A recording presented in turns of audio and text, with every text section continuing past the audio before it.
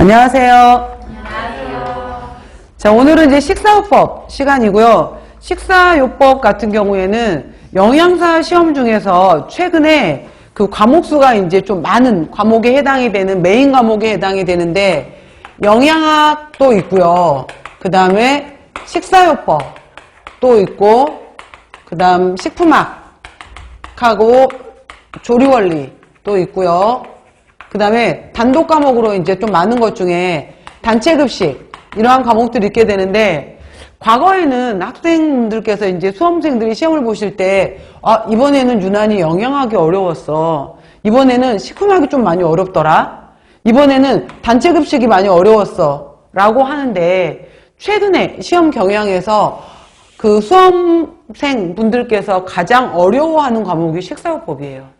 그래서 식사요법 같은 경우에는 왜 어렵냐면은 그냥 뭐 오히려 영양학 같은 경우에는 공부 조금만 하시면 쉬워요. 쉬운데 식사요법의 경우에는 이러한 여러 가지 질환을 두고 난 다음에 다음 중에서 고혈압 환자에게 적절한 식단을 찾아라 라고 질문을 해요. 근데 또 고혈압 같은 경우에도 1차원적으로 그냥 주는 것이 아니라 다음 뭐 예를 들어서 28세 뭐 A씨에 해당이 되는 남성분에 해당이 되는 거고, 키는 몇 센치고 몸무게는 몇 킬로그램에 해당이 되는 건데, 이 사람의 건강검진 결과표가 다음과 같았다 라고 한 다음에 여기에다가 수치, 생화학적 수치를 던져줘요. 그러고 난 다음에 예를 들어서 혈압에서 이 사람이 145에 90이 나왔다 라고 하게 되면은 혈압에서 이 수치를 보고 나서 140에 90을 넘었으니까 이 사람 고혈압이네, 그러고 나서 이 환자에게 맞는 식단은 하는 문제까지도 나와요.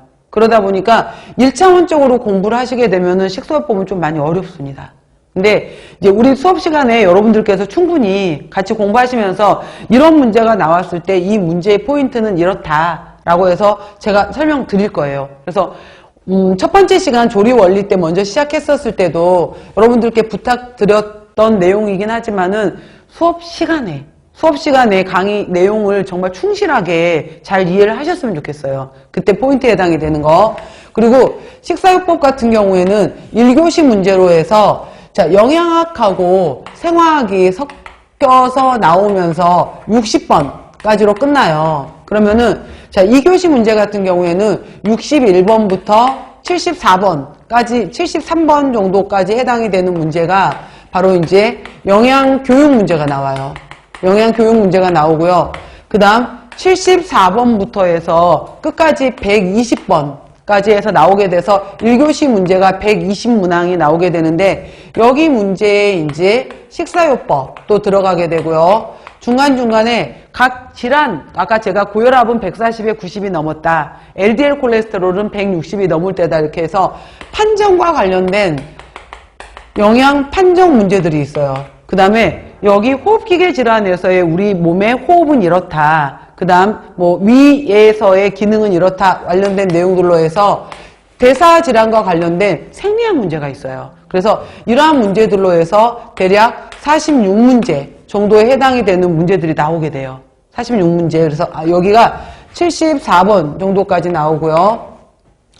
자, 식사요법 문제는 75번부터 해서 나오는데, 이 생리학 관련된 문제는 한 4문제에서 적게 나올 때는 2문제 범위지만은 뭐 이렇게 문제가 적게 나오기 때문에 그러면 안 중요하냐? 아니에요. 정말 중요해요. 그래서 생리학이라든지 생화학 같은 경우에는 우리가 공부를 하는 데 있어서 기본 과목으로 들어가는데, 또 이쪽 강의하시는 김지연 선생님께서 워낙 강의를 잘 하시니까 그 내용들 잘 이해해 놓게 되시면은 나중에 영양 판정이든 식사요법이든 공부할 때 굉장히 많은 도움이 돼요. 그러니까 기본 내용으로 해서 생리학, 생화학도 충분히 잘 알아두시기 바라고요.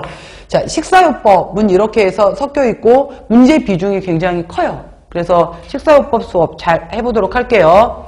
자, 여러분들 같은 경우에 제가 첫 시간에 항상 말씀드렸던 게 차례 해당이 되는 내용을 보시면서 여기에서 대략 어떤 문제가 나올 것인가 같이 보도록 할게요.